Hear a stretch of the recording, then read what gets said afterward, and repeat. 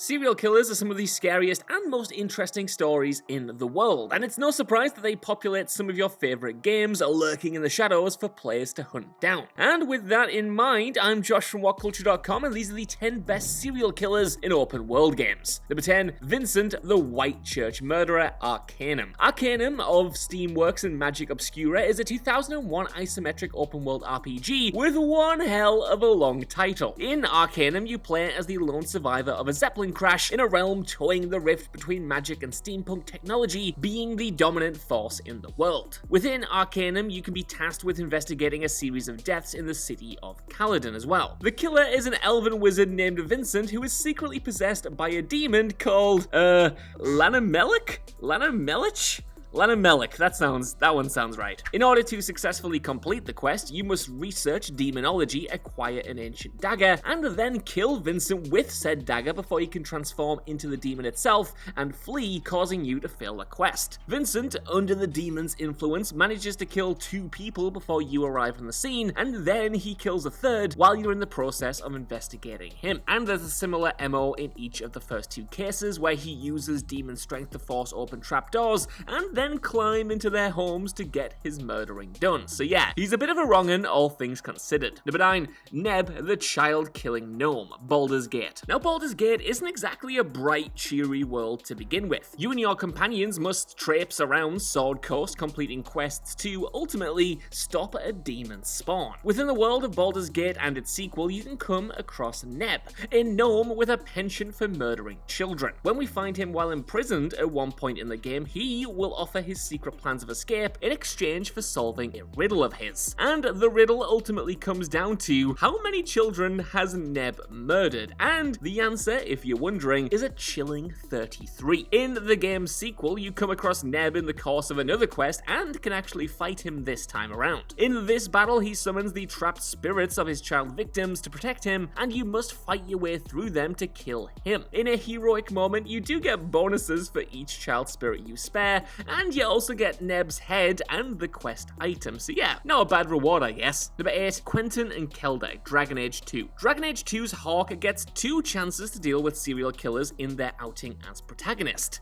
Arguably, the lesser of the 2 is during the Magistrate's Orders quest, where a magistrate, Vernard, will task Hawk with capturing a murderer alive. Only after arriving where the murderer is holed up will they learn that the killer is actually Vernard's son, Kelda, who has been killing elven children for years. Yeah, it's always the child killers in games, isn't it? When confronted, he admits that he's sick in the head and just can't stop himself. The elven children are just, to quote him, too beautiful to live, and he begs the player to kill him. Hawk's other run-in with a serial killer, though, is Quentin, the charismatic blood mage who woos Hawk's mother, Leandra. Unfortunately for the player, they are too late to realize that Quentin is a murderer, and that Leandra has already been taken by the crazed mage and mutilated. Quentin lost his mind when his wife died, and he's been piecing a new version of her together with parts from other women ever since, and Leandra is his latest piece. Hawk sadly can't save their mother, but there's a touching scene that plays out between mother and child after you do kill Quentin to avenge her.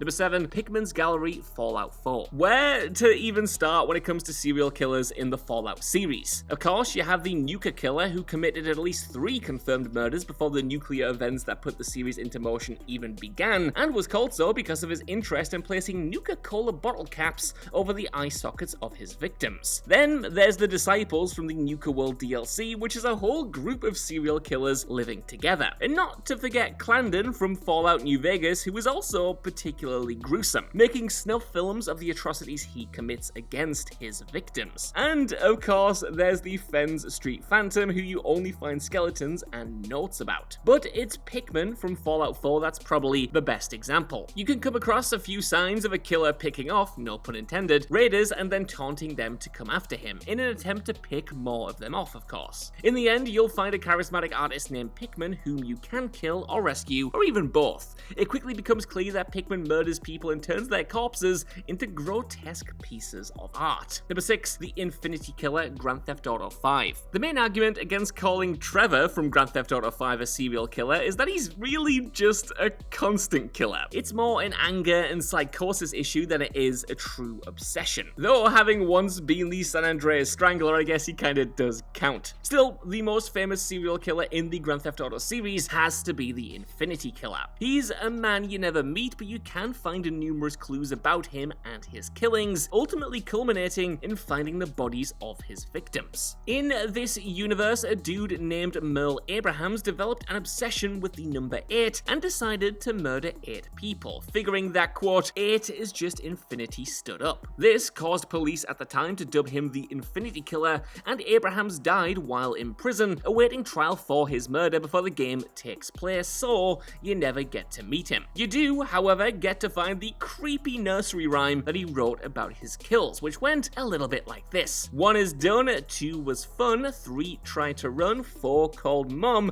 5's not alive, 6 is Nix, 7's in heaven, and 8 won't wait. While creepy, the rhymes themselves are a little weak, I must admit. I mean, this guy would make a terrible rapper. Number 5, Hush, Arkham Knight. It's safe to say that there's no shortage of serial killers active at any one time around Gotham City, and Arkham City sees players take control of Batman as they follow a trail of murder victims who turn up dead around the open world. A slow burn side mission, here you investigate the crime scenes and slowly piece together why each person was the target, the motivation behind the killer, and eventually their identity. After a spot of detective work, you finally chase the killer down, and it's a killer who turns out to be the supervillain Hush. Hush has been choosing his victims in order to surgically construct a new face, and taking off his bandages, reveals himself to have changed his appearance in order to look just like Bruce Wayne. Unlike other entries on this list too, you don't actually get to bring Hush to justice here, at least not in this game. Instead, he escapes Arkham City, and you have to jump into sequel Arkham Knight to see how this storyline finishes, and spoilers, it's a little bit disappointing. Number 4,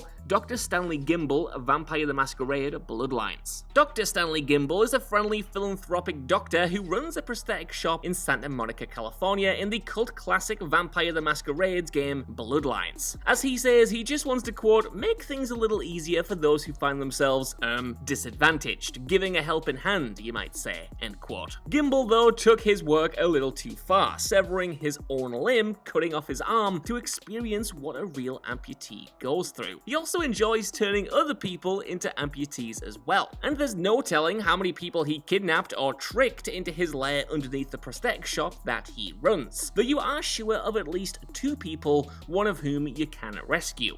Aside from those 2, you can find evidence of a lot more though, what with all the blood-covered surgical tools and tables in Gimble's basement lair. Not to mention the fact that he attacks you with a severed arm, likely that of his latest victim, because he wants your arms for himself. Yeah, if I was this dude's patient, I'd be asking for a second opinion. Number 3, Seymour Fishburn Vampire. The game Vampire is not for the faint of heart. There are numerous people in this title that you can feast upon while playing as a neckbiter, but you get more life essence from them if you learn their secrets first. One such potential meal is Seymour Fishburn, described in the game as, quote, highly aggressive in nature. Seymour's known for getting into fights, but he does dote on his mother. You know, he's a real Norman Bates type. Still, if you dig a little deeper, some of the secrets you can find out about Seymour are that his mother is helping him cover up his violent nature, and that he dislikes the street urchin that she has taken in. Oh, and also, he's a serial murderer and has left a pile of corpses in a sewer pipe just beneath his home. Now, in this game, some of the folks that you can embrace, that is, eat, are kinda hard to justify, but Seymour, oh boy, is there plenty of reason to put the mad dog down and end his killing spree. Though, that said, you can also cure him of his own desire to kill by eating his mother and the urchin, weirdly enough. Yeah, talk about thinking outside the box. Number 3, Edmund Lowry Jr., Red Dead Redemption 2.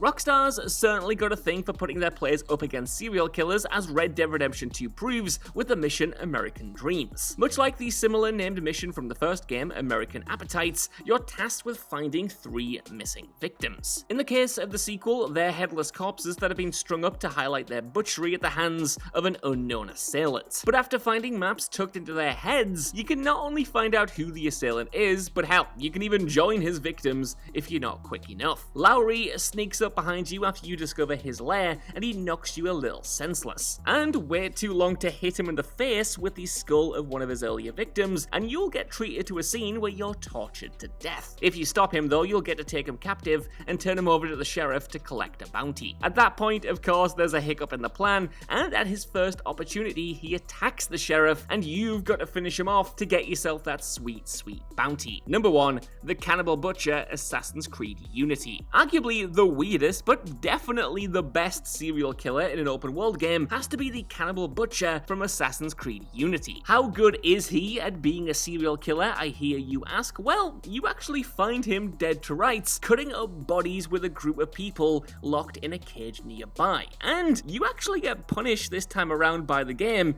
if you try to stop him. Yeah, that's right, since he's just a weird little Easter egg, he's still considered a civilian, and you aren't actually allowed to assassinate him without the game telling you off. Now yeah, some of the killers on our list have allies willing to give them aid or alibis such as Seymour or Kilda, others have good cover to hide their crimes such as Dr. Gimble, but none of them have complete mechanical immunity to the player getting revenge on them. Even the Infinity Killer dies off screen. So beware men in the sewers wearing tricorn hats, else you might be the next meal in some sort of cistern stew. So that's our list. I want to know what you guys think down in the comments below. What did you think about these characters in these open world games? And are there any ghoulish ones I missed off here? While you're down there as well, can you please give us a like, share, subscribe, and head over to WhatCulture.com for more lists and news like this every single day. Even if you don't though, I've been Josh, thanks so much for watching, and I'll see you soon.